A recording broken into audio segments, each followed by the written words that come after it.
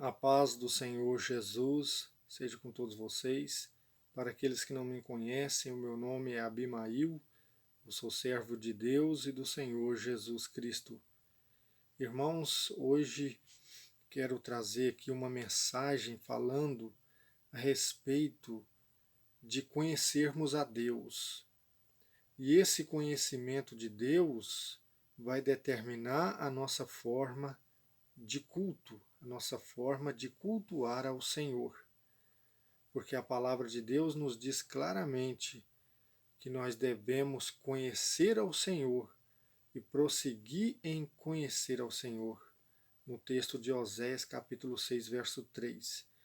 Então, irmãos, vamos abrir aqui a nossa Bíblia no texto do Evangelho de nosso Senhor Jesus Cristo, segundo escreveu Mateus, no capítulo 5, verso 23, que diz assim: Portanto, se estiveres para trazer tua oferta ao altar, e ali te lembrares de que teu irmão tem alguma coisa contra ti, deixa tua oferta ali diante do altar e vai primeiro reconciliar-te com o teu irmão, e depois virás apresentar tua oferta. Assume logo uma atitude conciliadora com o teu adversário, enquanto estás com ele no caminho, para não acontecer que o adversário te entregue ao juiz e o juiz ao guarda, e assim sejas lançado na prisão.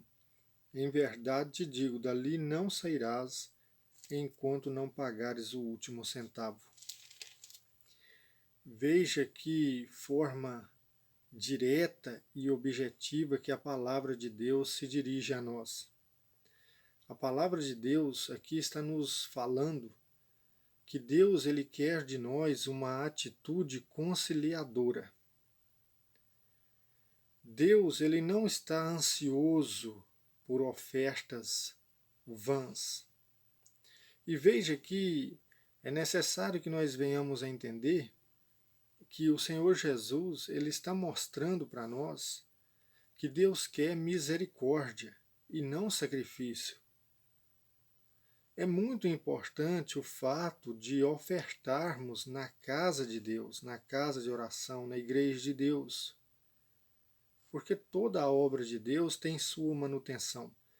Mas veja que aqui o Senhor Jesus, quando ele inicia aqui a sua pregação, ele diz aqui no verso 20 do capítulo 5, com efeito eu vos asseguro que se a vossa justiça não ultrapassar dos escribas e a dos fariseus, não entrareis no reino de Deus. Veja que os escribas eram homens cultos, letrados, copistas da lei, intérpretes da lei. Os fariseus eram homens separados, o próprio nome fariseu, separado, homens que até acrescentavam na obediência à lei, eles acrescentavam tradições vindas dos antepassados. Mas o culto deles tinha se tornado um culto rotineiro e um culto exterior. E muitas das vezes um culto baseado em doutrinas e mandamentos humanos, um culto de aparências. Muito sobrecarregado de preceitos que não vinham da palavra de Deus. Então Cristo é nesse pano de fundo aqui o Senhor Jesus aqui traz essa mensagem para nós, dizendo, olha, se você está com a tua oferta, se você está para trazer a sua oferta, você está diante do altar com a sua oferta, e veja que muitos peregrinos vinham de outras cidades, aldeias distantes de Jerusalém, porque o templo de Deus estava em Jerusalém. Muitos tinham que caminhar dias de viagem trazendo a sua oferta para oferecer ali em sacrifício, se fosse uma oferta com um animal para sacrificar, ou vários tipos de oferta que o Antigo Testamento determinava, mas em todas as situações era necessário levar essa oferta ao templo e ali no altar o sacerdote fazia ali a oferenda, como era prescrito na lei. Então Cristo está dizendo, olha, se você está com a sua oferta diante do altar e você lembrou ali naquele momento que o seu irmão tem alguma coisa contra ti, deixa ali a sua oferta. vai lá primeiro, reconcilia com ele. Toma uma atitude conciliadora. Porque se cabe a você tomar uma atitude conciliadora e você não o faz, você está negligenciando. E se você está negligenciando, você está pecando e Deus não vai aceitar essa oferta. Porque antes o Senhor ele quer misericórdia e não sacrifício. Veja o que diz aqui em Mateus 9, verso 13. O próprio Cristo dizendo: "E depois e aprendei o que significa misericórdia quero, e não sacrifício. Com efeito, eu não vim chamar os justos, mas os pecadores ao arrependimento." Veja como é importante nós termos essa sensibilidade de entender que o que Deus quer de nós não são ofertas vazias. Deus não está preocupado com oferta. Deus, ele olha para o ofertante, para o coração do ofertante, para as atitudes do ofertante. Então, hoje a gente vê um culto muito baseado em dinheiro, em dízimos, em ofertas. Muitas das vezes, pregadores, eles constrangem, eles coagem as pessoas são coagidas a contribuir, acreditando que Deus vai abençoá-las. E você vê que essa palavra mostra-nos que não é assim. O que Deus quer é que nós venhamos a cultuá-lo de todo o nosso coração e não de forma exterior. Porque é muito fácil, se o culto se baseasse apenas em ofertas, veja que seria muito fácil. É muito fácil a gente conseguir um dinheiro e levar para a igreja. E a igreja precisa de dinheiro. Mas o mais importante é você saber que, antes de tudo, a sua vida precisa ser um testemunho. Você precisa ser uma igreja viva. Uma igreja que está transmitindo o verdadeiro evangelho de Cristo, que é o amor ao próximo, que é uma atitude de reconciliação. E veja que quando nós abrimos aqui a nossa Bíblia, em Oséias capítulo 6, no verso 3, veja o que a palavra de Deus diz: "Conheçamos, corramos atrás de conhecer o Senhor. Certo como a aurora é a sua vinda, ele virá a nós como a chuva, como o aguaceiro que ensopa a terra." Então nós precisamos estar cientes desta palavra, que nós precisamos conhecer a Deus. Nós precisamos prosseguir no conhecimento de Deus. Porque de nada adianta nós nos sobrecarregarmos de doutrinas, de tradições, porque isso só vai trazer uma exterioridade para o culto. Mas o Altíssimo, nosso Deus, ele olha para o nosso coração. Se a nossa atitude está sendo verdadeira. Porque aqui no verso 6 de Oséias 6 diz: "Porque é amor que eu quero e não sacrifício. Conhecimento de Deus é mais do que holocaustos." O holocausto era um sacrifício de ação de graças. Mas aqui a palavra de Deus está dizendo: o conhecimento de Deus é mais do que holocaustos. Deus não está preocupado com sacrifícios. Muitas das vezes pessoas estão tirando da própria boca, da boca dos filhos, para levar para a igreja, para sustentar pregadores corruptos. E estão acreditando que isso vai trazer para elas bênçãos. Olha, não vai, porque a palavra de Deus está mostrando que Deus, ele quer de nós uma atitude verdadeira, onde vai trazer reconciliação, vai trazer perdão, vai trazer sinceridade, verdade. E quando nós buscamos isso, nós conhecemos a Deus, porque Deus, ele é amor e ele é justiça também. Porque você observa que a palavra diz Olha, toma uma atitude enquanto você está caminhando com o teu adversário. Porque se você não tomar uma atitude agora e ele te entregar para o juiz te colocar na prisão, você não vai sair de lá enquanto você não pagar o último centavo. Tem muitos crentes em Cristo que compram e não pagam. E estão levando oferta para a igreja, por que não pega o dinheiro e paga o que deve? Tem muitos crentes que estão vivendo na mentira, por que não vão consertar a mentira e falar a verdade?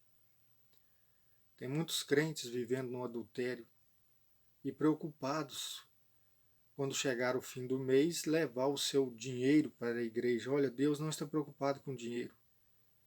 Deus quer que você conserte a sua vida, que você vá procurar aquela pessoa que você magoou e converse com ela. Porque quando chegar o tempo do acerto de contas, não haverá misericórdia. Veja que aqui a palavra mostra-nos que no tempo presente o juízo já é severo. Porque se você tem a oportunidade, pelo conhecimento de Deus que você precisa buscar, se você sabe que a palavra está te orientando, porque não há desculpa, ninguém tem desculpa. Eu não sabia, não existe isso. Todos serão julgados, porque o próprio ser humano tem no seu interior a lei gravada, que ele sabe que o que ele está fazendo é certo ou errado. Então a pessoa que compra e não paga, ele sabe que ele está errado. A pessoa que está mentindo, ele sabe que a mentira é errado. A pessoa que lesa o próximo, ele sabe que ele está cometendo um erro. Então qual é a obrigação? Ele sabe que ele deve ir e reconciliar. E se ele não fizer isso, ele pagará um alto preço. Porque aqui a palavra de Deus está dizendo. Por isso a palavra em Oséias 6, verso 3 diz: corramos corramos atrás de conhecer ao Senhor e venhamos a prosseguir em conhecer ao Senhor, porque certo como a aurora é a sua vinda. Conheçamos e corramos atrás de conhecer o Senhor, certo como a aurora é a sua vinda. E quando ele vier, ele trará a recompensa para cada um. Quando você abre a sua Bíblia aqui em Miqueias, capítulo 6, verso 6, veja o que o povo, nesse versículo 6 e 7, veja como o povo se dirige ao profeta, até num tom de ironia. Veja como a palavra diz, o povo dizendo ao profeta: como me apresentarei a Yahvé, Deus, e me inclinarei diante do Deus do céu? Porventura me apresentarei com holocaustos ou com novilhos de um ano? Terá o Senhor prazer em milhares de carneiros ou nas libações de torrentes de óleo? Darei o meu primogênito pelo meu crime, o fruto das minhas entranhas pelo meu pecado? E agora veja a resposta de Deus. Você viu aqui o povo argumentando. Agora você vê a resposta de Deus no verso 8. Foi-te anunciado, ó homem, o que é bom, e o que Yahvé Deus exige de ti. Nada mais do que pratica a justiça, ame a bondade e te sujeites a caminhar com o teu Deus. Veja, Deus ele não quer sacrifício. O povo, num tom de ironia, o povo se dirige ao profeta. As exigências de Deus são muito pesadas. O que eu vou dar para agradar a Deus? Eu vou dar o meu primogênito pelo meu pecado? Isso numa referência ao que os povos pagãos faziam. Julgavam seus filhos no fogo. Quando você lê Levítico 18, você vê que o povo pagão de Canaã tinha essa prática. E aqui o povo apresenta alguns questionamentos. É com milhares de barris de azeite. Como que eu vou me apresentar diante de Deus? Isso é muito difícil. Mas vem a resposta divina pela boca do profeta Miqueias: foi-te anunciado, ó homem, o que é bom e o que Deus quer de ti. Nada mais, veja como é simples, nada mais, nada além do que praticar a justiça. O que é praticar a justiça? É defender a causa do órfão, da viúva, daqueles que verdadeiramente são órfãos, daqueles que verdadeiramente são viúvas, os necessitados, os que verdadeiramente são. É comprar, é pagar, é falar a verdade, é ter palavra, é dar bom testemunho. Nada mais do que praticar a justiça e amar a bondade, e te sujeitares a caminhar com Deus. Veja que aqui ele traz 3 pontos simples, objetivos: amar a justiça, praticar a justiça, amar a bondade e humildemente caminhar com Deus. Veja que é isso que Deus quer de nós. Ele não quer que você sacrifique o pouco ou o muito que você tem. A sua família, o seu carro, não existe isso. Essa conversa é dos falsos profetas que existem hoje. O conhecimento de Deus é mais do que os holocaustos, é mais do que as ofertas, é mais do que tudo. Deus, ele não está preocupado com a oferta. Ele observa a atitude daquele que está ofertando. Ele não rejeita de modo nenhum a oferta. Mas antes é necessário que aquele que está ofertando esteja disposto a ouvir a voz de Deus e fazer a vontade de Deus. Quando você lê aqui o texto de Isaías, capítulo 1, é muito importante para entendermos que nem sempre o povo conhece a Deus. Isaías 1, verso 3, verso 2 e 3 diz assim: ouve, ó céus, presta atenção, ó terra, porque o Senhor está falando. Criei filhos e os fiz crescer, mas eles se rebelaram contra mim. O boi conhece o seu dono, e o jumento a manjedoura de seu senhor. Mas Israel é incapaz de conhecer, meu povo não é capaz de entender. Veja como é triste. Até os animais, eles têm esse senso de razão, onde eles conhecem o seu dono, conhecem a manjedoura onde eles vão dormir. Mas o povo de Deus não conhece a Deus. Da mesma forma, o profeta Jeremias, aqui no capítulo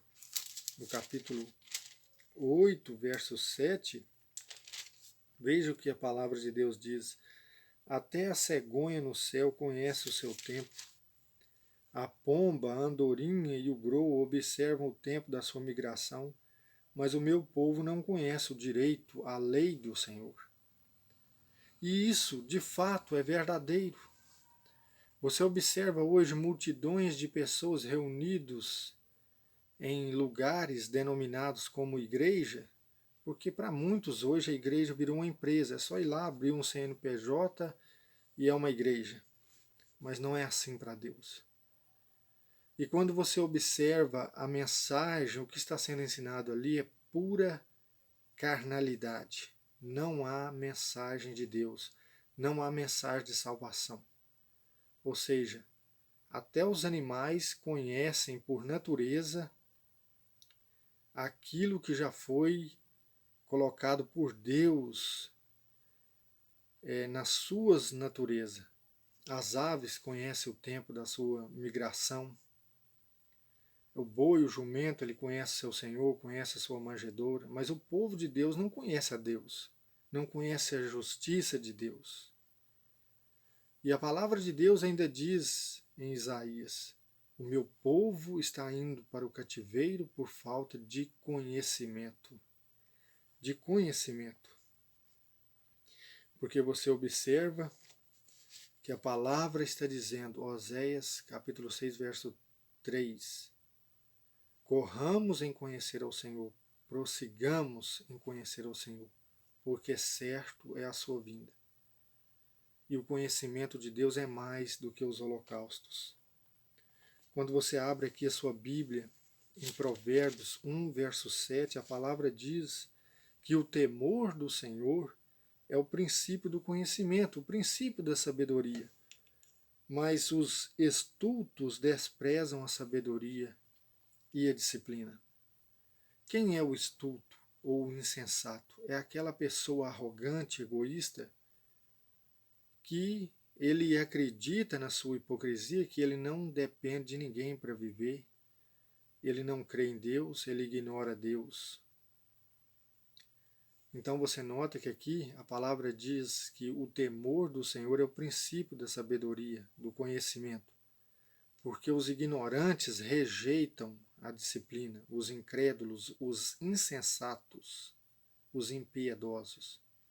Eles desprezam a sabedoria e a disciplina. Então devemos temer a Deus. O que é temer a Deus? É amor e reverência por Deus, pela sua palavra, pelos seus mandamentos. Quando você lê aqui Provérbios capítulo 2, veja o que a palavra diz. Se aceitares, meu filho, minhas palavras, conservares os meus preceitos, dando ouvidos à sabedoria e inclinando o teu coração ao entendimento, se invocares a inteligência e chamares o entendimento, se procurares como dinheiro e o buscares como um tesouro, então entenderás o temor de Yahvé, o Senhor, e encontrarás o conhecimento de Deus, pois é Deus quem dá a sabedoria, de sua boca procedem o conhecimento e o entendimento. Veja que maravilhoso, aleluia, glória a Deus. Aqui o pregador, o Espírito Santo, fala na palavra: se aceitares, meu filho, minhas palavras, em primeiro lugar, e conservares os meus preceitos. Então o que é preciso? Aceitar a palavra de Deus, conservar os mandamentos de Deus, dar ouvido à sabedoria, porque quando você aceita a palavra de Deus e conserva os preceitos de Deus, você dá ouvidos à sabedoria. Porque é da Escritura, da palavra de Deus, que o Espírito Santo fala conosco e nos dá sabedoria. Inclinando o teu coração ao entendimento. Então você entenderá o temor do Senhor. É o que está dizendo aqui. E encontrarás o conhecimento de Deus, porque é Ele quem dá a sabedoria, o conhecimento e o entendimento. Por isso já dizia Tiago, no capítulo 4, verso 8 da sua carta: aproximai-vos de Deus, e Ele aproximará de vós. Irmãos, nós devemos entender que Deus, Ele diz muito claramente na sua palavra, portanto, não há desculpa para quem quer que seja. E aqui você observa que a palavra mostra de uma forma muito simples. Deus, ele não está preocupado que você leve de qualquer maneira a sua oferta e deixe para depois, quando der tempo, se não der tempo, você resolver as suas coisas. Não, resolva o que cabe a você. Veja, o que cabe a você. O que não cabe a você, você ora a Deus e pede a Deus para ter misericórdia. Mas se você tem algo que você precisa resolver, só você, com o teu adversário, com o teu irmão, vai lá e resolve primeiro. Depois você leva a sua oferta. Porque se você não fizer isso, você será penalizado no tempo presente e também no tempo futuro. E você observa que Cristo ele começou dizendo: se a vossa justiça, virtude, não ultrapassar dos escribas e fariseus, de modo nenhum entrareis no reino de Deus. Porque os fariseus e escribas falavam e não faziam. Eram pessoas justas só diante dos homens, mas diante de Deus não. O culto deles era um culto externo, baseado em preceitos humanos. É como hoje muito é ensinado em muitas igrejas, que o irmão tem que manter a barba sempre rapada, que o irmão não pode vestir tal roupa, que a irmã não pode vestir tal roupa. E isso vai caindo numa rotina e o coração das pessoas vão se endurecendo. Muitos ainda dizem, se você não trazer o seu dízimo, você vai para o inferno. Dízimo não é para a igreja. Dízimo não é para a igreja, mas esse não é o tema aqui. Eu estou citando o que eles dizem. Então, muitas pessoas se sacrificam para pagar o dízimo e isso vai endurecendo o coração das pessoas e as pessoas vão, de alguma forma, se justificando nas obras e esquecem de que Deus ele quer que você cultue a Ele com conhecimento, um culto racional, um culto lógico. É isso que diz a palavra de Deus. E de todo o seu coração. Porque de nada adianta tais ofertas e qualquer que seja outra coisa que Deus ele não vai aceitar, ele não vai se agradar.